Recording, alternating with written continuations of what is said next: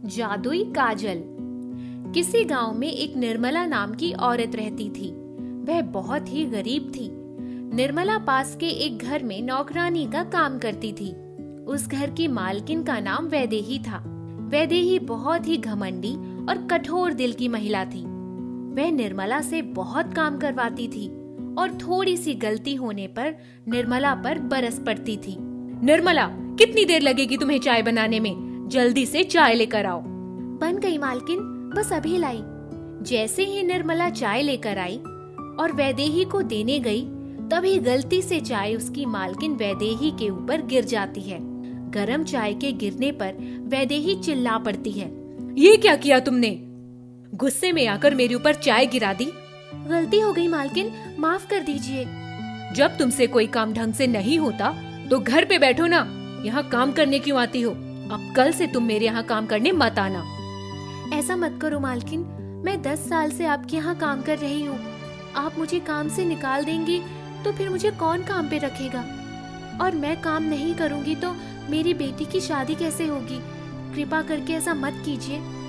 ठीक है, अब से ऐसी गलती दोबारा नहीं होनी चाहिए। निर्मला की एक बेटी रहती है जिसका नाम है राधा। राधा बहुत होशियार और चालाक लड़की है, मगर उसके चेहरे पर बहुत सारे दाग धब्बे हैं, जिसकी वजह से वह बिल्कुल सुंदर नहीं दिखती। निर्मला अपनी बेटी की शादी करना चाहती है, मगर राधा के चेहरे के दाग धब्बों के कारण उसे कोई शादी नहीं करने के लिए राजी होता, जिससे राधा और निर्मला बहुत चिंतित रहती हैं। बुढ़ापे और ज्यादा काम करने की वजह से अब निर्मला की तबीयत ठीक नहीं रहती। माँ, आप काम पर जाना बंद क्यों नहीं कर देती? अब तो आपकी तबीयत भी ठीक नहीं रहती। नहीं बेटा, जब तक तेरी शादी नहीं हो जाती तब तक मैं काम पर जाना कैसे बंद कर सकती हूँ? अब तो सिर्फ मेरी एक ही इच्छा रह गई है कि किसी तरह तेरी शादी हो जाए। एक दिन निर्मला जब वैदेही के घर पर काम कर रही होती है, तब वह वैदेही को किसी बाबा के बारे में बात करते सुनती है। फिर वह घर आकर राधा को अपने पास बुलाती है। राधा, गांव से दूर जंगल में एक बहुत नामी बाबा रहता है। मैं सोच रही हूँ कि हमें उस बाबा के पास चलना चाहिए। उसके पास तुम्हारे चेहरे के दाग धब्बों को मिटाने के लिए कुछ न कुछ अवश्य होगा। ठीक है माँ।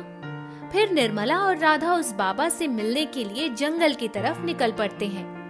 कुछ दूर जाने के बाद उन्हें बाबा जी की कुटिया नजर आती है। फिर वे बाबा जी के पास जाते हैं। बाबा जी, मेरी बिटिया के चेहरे पर बहुत सारे दाग हैं। कृपया करके कोई मार्ग बताइए ताकि वह दाग मुक्त हो सके। हाँ, अवश्य, क्यों नहीं। फिर बाबा राधा को एक जादुई काजल देता है। बेटी, इसे तुम अपने आँखों पर लगा लो। इसके लगाते ही तुम्हारे चेहरे के सारे दाग धब्बे सही हो जाएंगे और तुम्हारे पास जादुई शक्तियाँ आ जाएगी, जिससे अब तुम्हारा कोई भी बाल बांका नहीं कर पाएगा। जादुई काजल पाकर राधा और उसकी माँ बहुत खुश हो जाते हैं। जैसे ही राधा उस जादुई काजल को अपने आँखों में लगाती है, उसके सारे दाग धब्बे ठीक हो जाते हैं। उसका चेहरा चमकने लगता है, जिससे वह बहुत सुंदर दिखने लगती है। फिर दोनों बाबा जी को नमस्कार करके अपने घर के लिए निकल जाते हैं। रास्ते में चलते चलते बहुत रात हो जाती है। तभी उस घने जंगल में एक शेर निर्मला को खाने के लिए उस पर कूदता है। जब राधा शेर को अपनी माँ की तरफ आता देखती है तो उसकी आंखें लाल हो जाती हैं और उसकी आंखों से जो तेज निकलता है, उसकी वजह से शेर वहाँ पर गिरकर मर जाता है। यह देखकर निर्मला आश्चर्यचकित हो जाती है।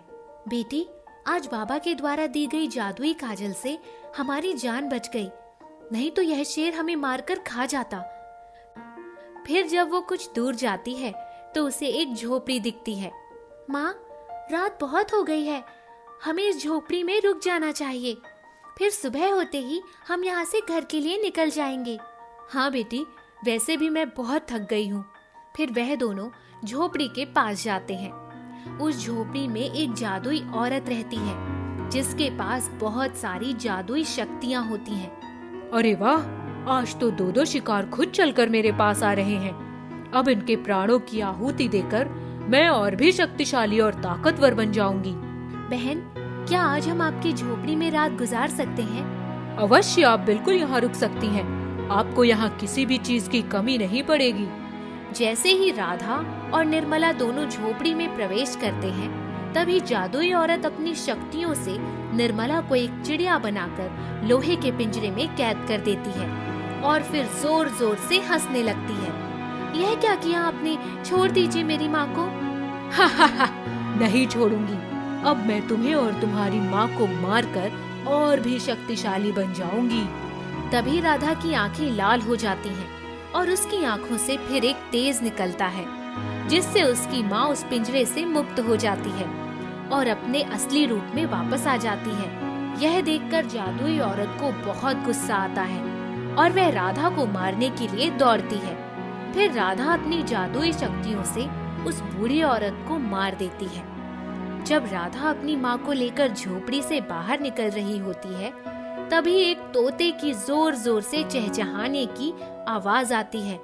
जब राधा पीछे मुड़कर देखती है, तो एक तोता पिंजरे में बंद होकर राधा की तरफ देखकर पिंजरे से निकलने के लिए आवाज दे रहा होता है।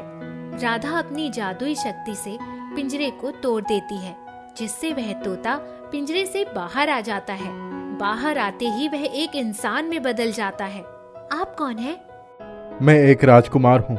आज आपने मुझे जादुई औरत के इस पिंजरे से मुक्त किया है। इसके लिए मैं आपको बहुत बहुत धन्यवाद करता हूँ। यह जादुई औरत मुझसे शादी करना चाहती थी, लेकिन जब मैंने इसको शादी से मना कर दिया, फिर यह मुझे तोता बनाकर पिंजरे में कैद कर देती है और मैं सालों से इस पिंजरे में कैद था। मगर आज आपकी इन जादुई शक्तियों से मुझे मुक्ति मिल गई। फिर राजकुमार राधा के सुंदर चेहरे की तरफ देखने लगता है और मन ही मन राधा से मोहित हो जाता है। वैसे आपका नाम क्या है और आप यहाँ कैसे आई? मेरा नाम राधा है। मैं तो यहाँ किसी बाबा से मिलने आई थी, मगर जब रात हो गई तो मैंने सोचा कि इस झोपड़ी में थोड़ा ठहर लूं। मैं अपनी माँ के साथ जंगल के उस पार में रहती हूँ। फिर राजकुमार राधा के सुंदर चेहरे को देखने लगता है और उससे नहीं रहा जाता, तो अपने मन की बात राधा से कह देता है। क्या आप मुझसे शादी करेंगी? राजकुमार के मुंह से शादी की बात सुनते ही राधा की माँ निर्मला खुशी से पागल हो जाती है। फिर कुछ दिनों के बाद दोनों की शादी हो जाती है और राधा खुशी खुशी राजकुमार के साथ उसके महल में रहने लगती है।